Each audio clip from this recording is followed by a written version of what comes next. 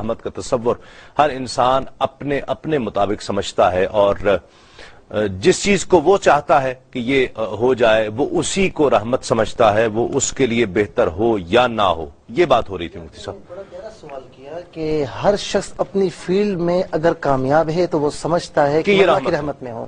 اور اگر ناکام ہے تو وہ کہتا ہے کہ مولوی صاحب، مفتی صاحب، پتہ نہیں کیا ہو گیا ہے، میں اللہ تعالیٰ کی رحمت سے دور ہو چکا ہوں، کام چلتا نہیں ہے۔ اب اس میں معیار یہ ہے کہ قرآن کریم نے ہمیں فرمایا کہ انما اموالکم واولادکم فتنہ، کہ بے شک تمہارا مال، تمہاری اولاد تمہارے لیے آزمائش ہے۔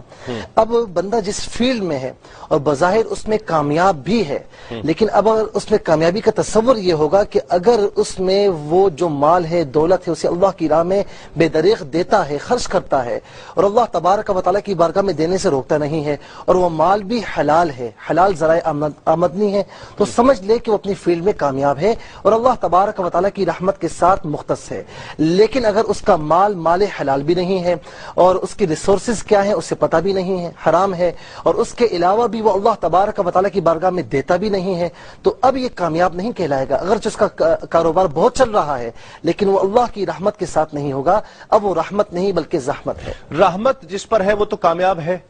بالکل کامیابی تو رحمت سے لازم و ملزوم ہے نا۔ بالکل ہے، لیکن میں ایک فرق بیان کرنا چاہوں جیسا مفتی صاحب نے بات بیان کی، اور اسی کو تھوڑا مزید وضاحت کرتے ہوئے کہ رحمت کا جو معیار لوگوں نے بنایا ہوا کہ ظاہری طور پہ آسائشیں ہو، دنیا کی دولت ہو، تو وہ سے کہتے ہیں رحمت بہت بڑی رحمت ہے، اللہ کی بڑا فضل ہے ان پر۔ اقبال نے بھی کہا کہ رحمت ہے تیری اغیار کے کاشانوں پر، تو اسی اعتبار سے لوگوں کے مفہوم کے اعتبار سے کہا، لیکن حالانکہ یہ بات درست نہیں ہے۔ رحمت تو یہ جیسے مفتی صاحب نے کہا کہ اللہ کو عقیدہ درست ہو، اس کے رسول کی تعلیمات پر ہو انسان،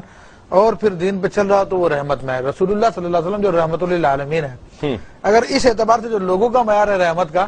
دیکھا جائے تو معاذ اللہ پر وہاں پر رحمت نظر نہیں آتی۔ ٹھیک، میں اسی کانسیپٹ کو میں کلیئر کرنا چاہتا ہوں کہ رحمت کا تصور ہمارے ہاں مطلب ہر آسائش کی فراوانی رحمت ہے، وہاں پر تو یہ حال تھا کہ 40 دن چولہا نہیں جلتا۔ میں جو سوال کر رہا تھا کہ مظاہر، میں دونوں احباب سے یہ سوال کرنا چاہوں گا کہ اس کا مظہر کیسے ہوگا۔ میں اگر معاشرے میں مفتی صاحب کسی شخص کو دیکھتا ہوں اور میں یہ فیصلہ کرنا چاہوں، مجھ جیسا ایک عام آدمی، کہ اس پر اللہ کی بڑی رحمت ہے، تو میں اس کے پاس پیسے کی فراوانی یا آسائشوں کی فراوانی دیکھوں گا، یا میں اس کی نمازیں دیکھوں گا، میں اس کے روزے دیکھوں گا، میں اس کی بظاہر اس کو ایک مسلمان، اچھا مسلمان دیکھوں گا، یا اس پر کوئی آزمائش ہے تو میں یہ تصور کروں گا کہ یہ آزمائش بھی رحمت ہے۔ میں کیسے کسی پر اللہ کی رحمت کا یا اپنی ذات پر رحمت کا فیصلہ کر پاؤں گا؟ دیکھیں، اس کا معیار تو شریعت مطہرہ ہی ہے۔ اگر کوئی شخص شریعت مطہرہ کے ظاہر پہ عمل پیرا ہے، یعنی نماز کے اوقات میں نماز ادا کرتا ہے،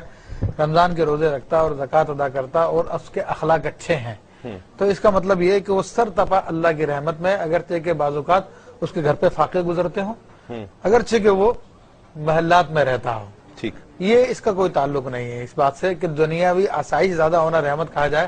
تو یہ غلط مظہر شریعت کی پابندی ہوگا۔ جی ہاں، شریعت مطہرہ کی پابندی ہے۔ نہیں، بالکل مفتی صاحب نے صحیح بات فرمائی کہ اگر اس کے پاس مال و دولت بھی ہے یا اپنی فیلڈ میں وہ بالکل کامیاب ترین انسان جا رہا ہے،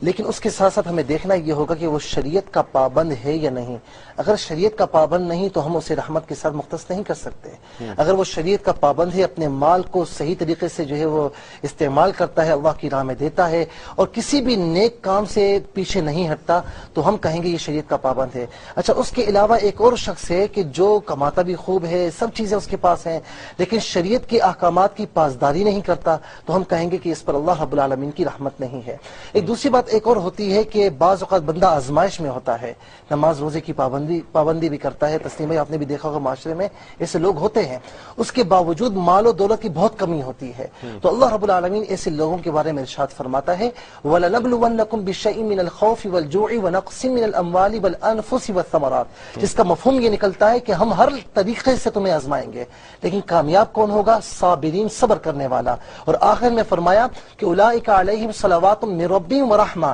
جو آزمائش پر صبر کرتا ہے تو یہ صبر بھی اس کے لیے رحمت ہے، فرمایا ان پر فرشتوں کی درود بھی ہوتی ہے اور اس